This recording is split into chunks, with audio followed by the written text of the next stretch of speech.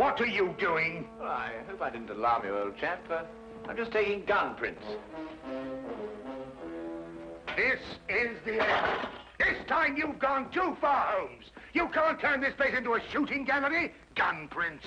Have you ever seen a gun print? I've never even heard of a gun print. You'll kill somebody one of these days, Holmes. Parliament ought to pass a law against people like you. Well, of course, gun print's just the name I've given it. Actually, it's the marks on the bullet left by the rifling in the gun barrel. Ah! Yeah, would you like to look at these two bullets under the magnifying glass? You'll observe that they have different markings because they were fired by different guns. I'm not interested, not in the least interested. The police will be here in a minute. But you should be interested, Watson. You're interested in saving lives, aren't you? Of course, but... Well, look, this very little experiment may very well save a life someday. How can firing bullets now, from listen, here wait into a minute. Take the case of a man who is accused of murder. I'd rather not. The prosecution claimed that the bullets were fired from his gun. They probably were. The man was guilty. I can see it all. Yes, but if it could be proved that it was impossible by the markings, then an innocent man's life could be saved. That's all very well and good, Holmes, but this flat is not the place to conduct these sort of experiments. How would you like it if I started to practice my surgery in the bathtub or on the kitchen table? Could you manage it in the bathtub, do you think? No, I give up. And now, if you're not keeping this appalling smell for experimental purposes, I will, with your permission, open the door. Holmes, I told you. I knew you'd gone too far. Now you have shot somebody. Well, if I have, I shall have to certainly correct those guns for drift. Oh, that's fantastic. He seems to have some breath in him still. No fault of yours if he has. Now, help me in with him before somebody sees him. Yeah. Really, firing off revolvers, brewing poison, frightening people. It's more than a man can stand, Holmes. Really, more than a man can stand. Am I wounded badly, please? I'm a poor man. I can't afford a hospital. No. You'll be all right in a minute. You've just fainted from something. Something, you say? Didn't you hear what happened? I was outside, about to knock at your door, when suddenly I was attacked.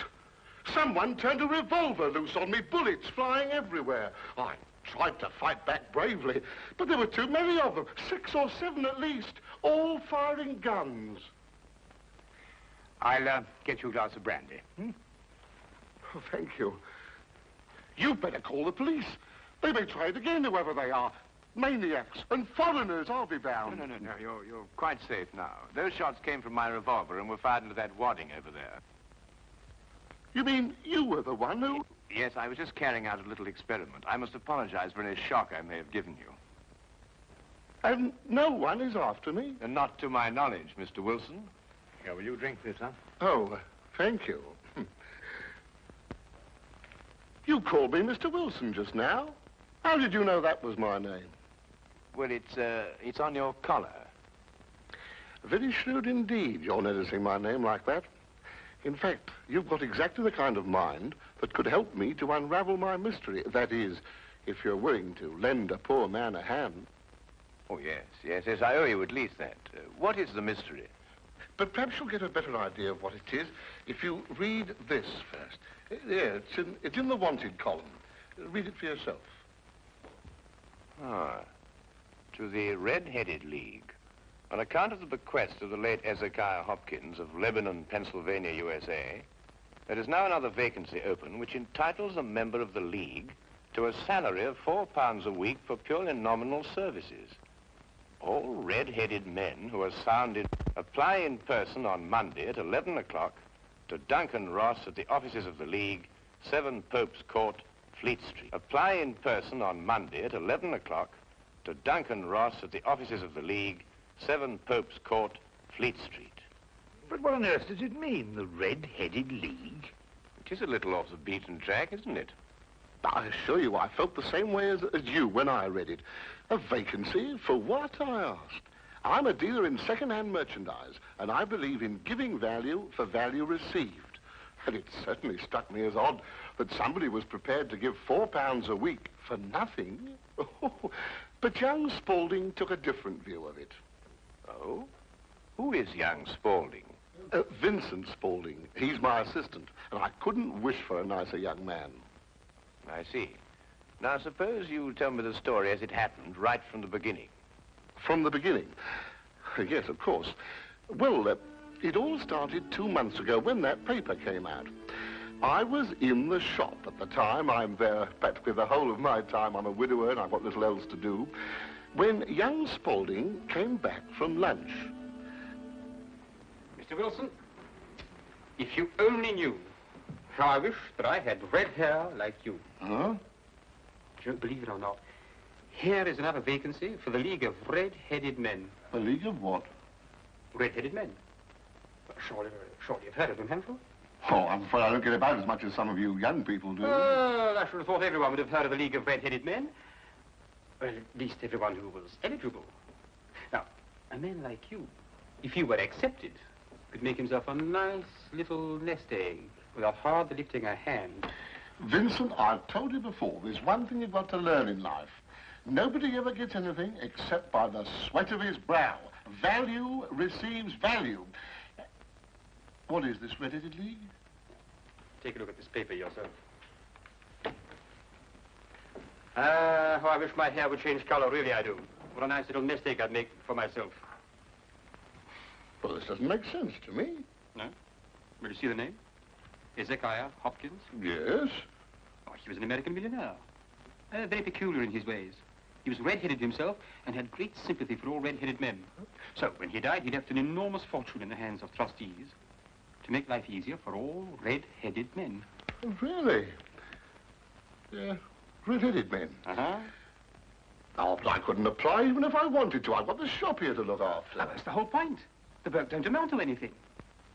Absolutely nothing at all. You need not interfere with a man's other occupation. Well, even so, probably millions of men would apply for it. No, this is limited to Londoners and to grown men.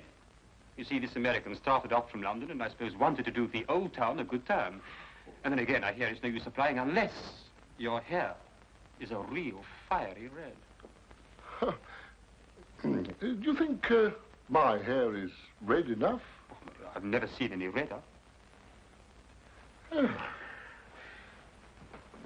I could use the money. There's all sorts of repairs I could do, and... Vincent, I'm going to investigate this league. Lock up the shop. You're coming with me. Yes, sir. You're right. It is fiery red, isn't it?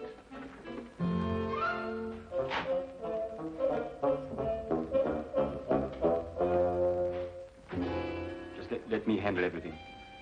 All right. Stand back, everybody. This is Mr. Hopkins' son. Go on, step back, or he'll see that you don't get interviewed at all. Mr. Hopkins, this way. Thank you for applying, Mr. Everson. Your name will be kept on file, and in the event you are chosen to fill the vacancy, I'll get in touch with you immediately. Thank you, Mr. Ross. I do hope I win. My family and me could do with the money. We shall see what we shall see, Mr. Everson. Thank you so much.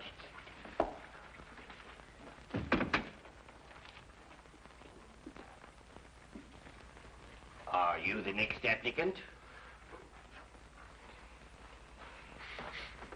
Yes, this is Mr. J.B.S. Wilson. Your search is over. He's willing to fill the vacancy. Will you sit down, Mr. Wilson?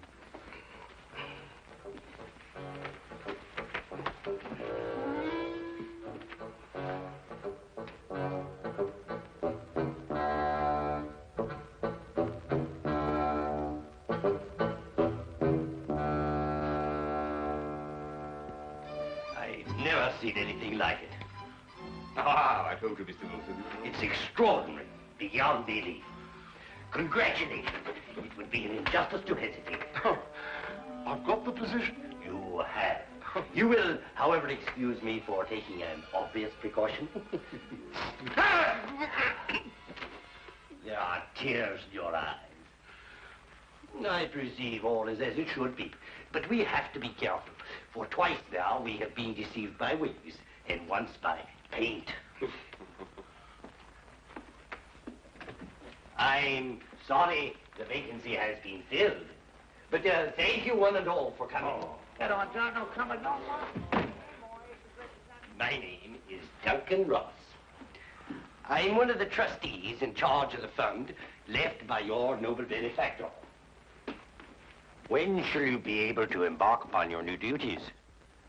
Oh, well, almost any time, I suppose. Though I should mention that I have another business which will require some of my time.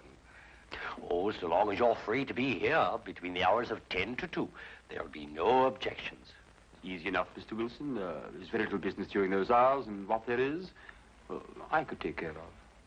Oh, thank you, Vincent. I appreciate that. And what is the work? Copying the encyclopedia. Oh, The Encyclopedia Britannica. You will provide your own pen, ink, and blotting paper, and copy it down word for word. Is that agreeable? well, yes. Our only demand is that you remain in the office, or at least in building, during working hours. If you leave, you forfeit your position forever. The will is very clear from that point. Well, it's only 4 hours a day. I shouldn't think of leaving. No excuse will avail, neither sickness, nor business, or anything else.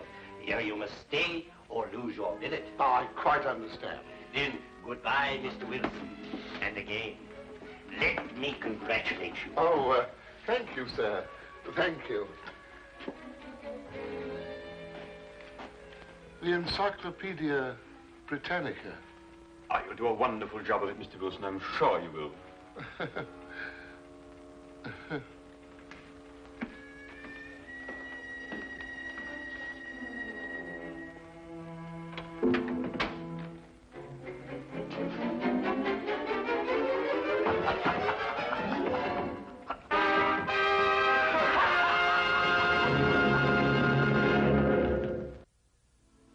The first word was Archon.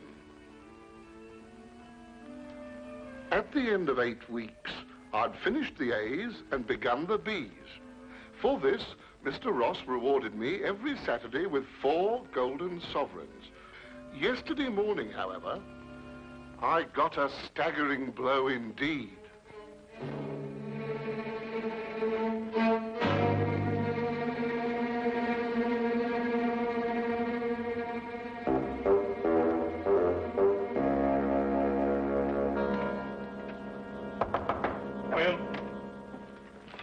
Mr. Milford? Yes, what can I do for you?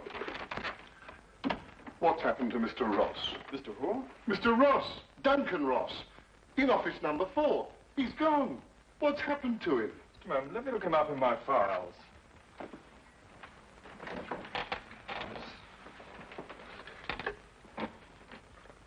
Are you a customer of this, Mr. Ross? I work for him. That is, I did up until this morning. What did you do? I copied the encyclopedia. You copied? The Encyclopedia Britannica. Wouldn't it have been cheaper buying another encyclopedia rather than going to all the trouble of copying it? You don't understand. That's the work the Red-Headed League required me to do. Look here, my good man. If this is a joke, I fail to see the humor.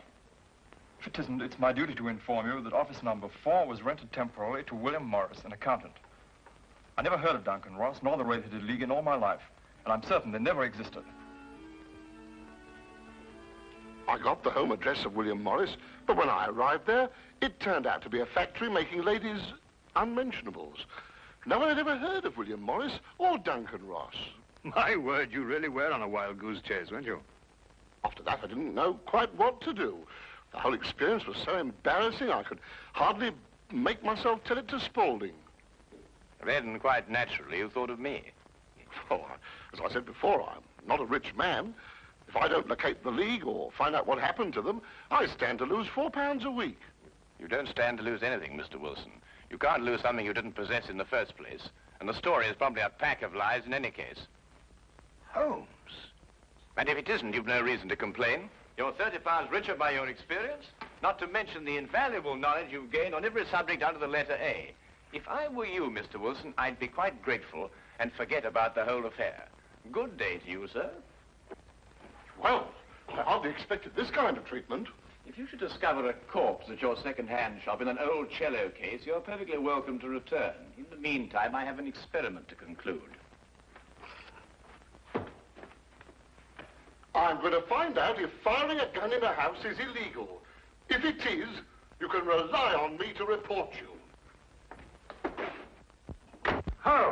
What on earth persuaded you to behave like that? Well, yes, it was rather unseemly behavior, wasn't it, Watson? Right. But absolutely necessary, I assure you. But why? Well, if I tell him I was willing to take on his case, he'd probably give me away to the wrong party. Why burden him with the necessity of having to keep a secret?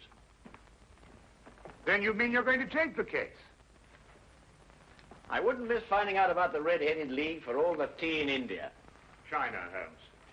Do you think it could be a prank, some sort of wild practical joke on Mr. Wilson? Well, at £4 a week for 8 weeks, the joke would be on someone else. It is a considerable sum, isn't it? The case, as I see it, breaks down into two whys. I think I know the first why, but the second why eludes me. Well, which is the why you know and which is the why you don't know? Well, why was the League formed? Now, that's obvious. To keep Wilson out of the shop a certain number of hours a day. But why is the why that I want to know? Well, why is the why that you want to... I see. You mean somebody tried to get Wilson out of his shop in order to steal something from him? No. The case is too elaborate to justify stealing from so small a shop as Wilson's. No, the reason is bigger than that. Bigger than any of us might imagine. Now, you're not going to start shooting again, Holmes. No, but I'm going to take this with us. Us? Yes, you're interested in the case, aren't you? I'm a doctor, Holmes. Well, all the better if someone should get hurt. This started out to be such a peaceful morning, and an old friend of mine was coming from India, and we were going to spend the day together. And now look what you've talked us into, the Red-Headed League. Yes, exciting, isn't it?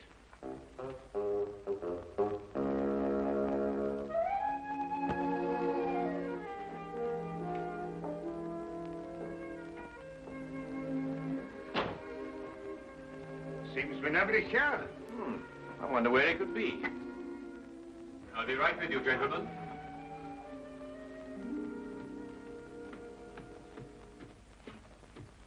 May I help? I'm sorry, I was occupied in the cellar. I hope I haven't kept you waiting. Not at all. My friend here is interested in making a purchase. Mm-hmm. Anything in particular? Anything in, well, you never know what you might, oh, what's that? That? Yeah. That is a, oh, yes, this is fascinating. This is the, you know, it's the essential part of the structure of a wild boar trap. No, really? Yes. By Jove, a wild boar trap, eh? How very interesting. Now, and a very fine specimen as wild boar traps go. Yes, oh, indeed. yes, a very fine. Oh, indeed. Reminds me of my day. There we were, all lined out in a row, as far as the eye could see. Yes. Down the hill came the enemy, and the Battle of Royal Burnop was on. Yes, if you excuse me. There we were, outnumbered 112 to 1. That was from the count after the battle, as you understand. Yes, perfectly. Charge, they shouted, as down the hill they came, the hordes of heathen, at 112 to 1. And from that moment I became a collector, and I've been a collector ever since. You understand that, of course. Oh, well, that is a quite perfectly natural reaction. It's 1 o'clock. It's 1 o'clock. What? Yes, 1 o'clock. Our engagement with the Colonel. The Do you Colonel? remember? The one who led you in the charge.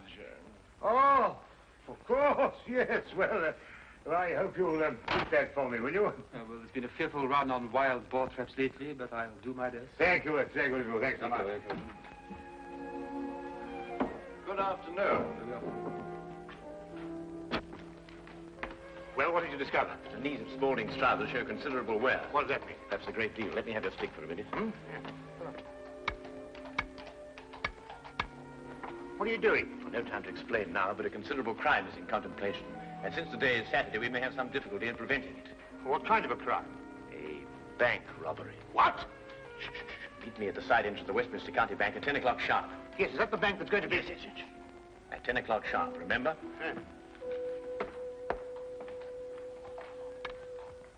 The basement vaults of the Royal Westminster Bank, as you can see, they are impregnable.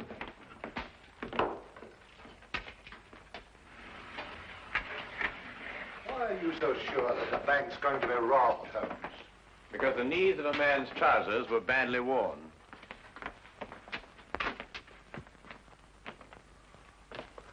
I can't see how they can possibly get in here.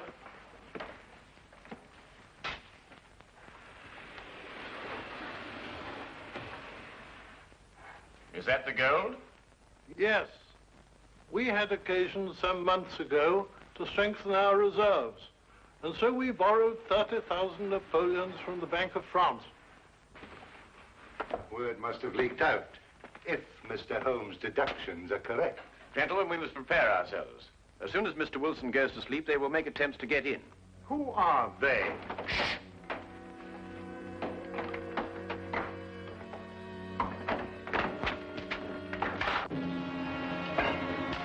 Get back.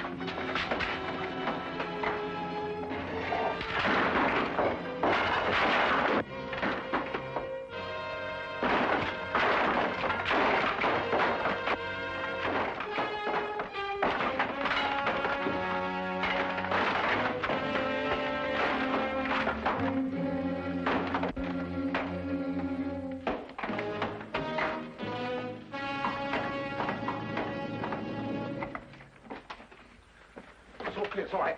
Hey, jump!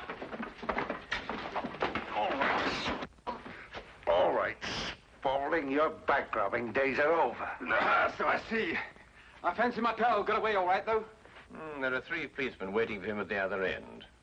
You seem to have done things very, very, very neatly. I must compliment you. But I feel obliged to reciprocate. Your red-headed league was very inventive indeed. Here. You were the one who came into the shop this afternoon. You came with... With me? Ah. I thought there was something very, very queer. You don't look like a collector at all. They helped to collect you, didn't they? I think you'd better come along with me.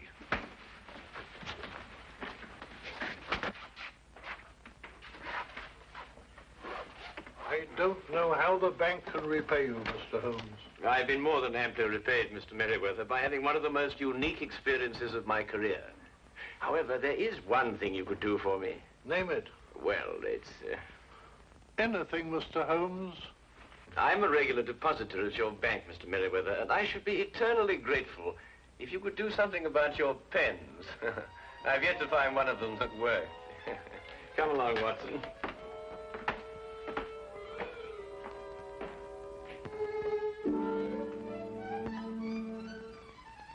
What I shall never understand is how you suddenly knew there would be a bank robbery.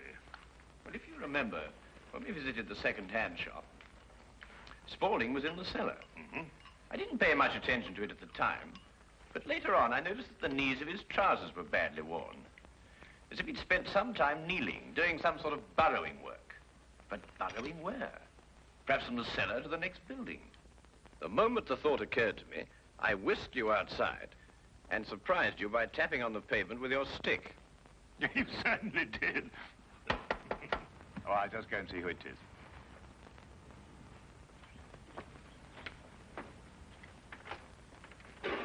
Hello, come on in, Inspector. Good evening, Dr. Watson. I hope it's not too late to make a call. Of course not. Come right on. Well, I saw the light was on, and I just thought I'd drop in. Ah, how are you, Inspector? Now, make yourself at home. Oh, Draw up a chair. Thank you very much indeed. Cup of tea? Yes, please. Well, by the time the newspapers come out with a report of your exploits tomorrow, Holmes, you'll be a hero.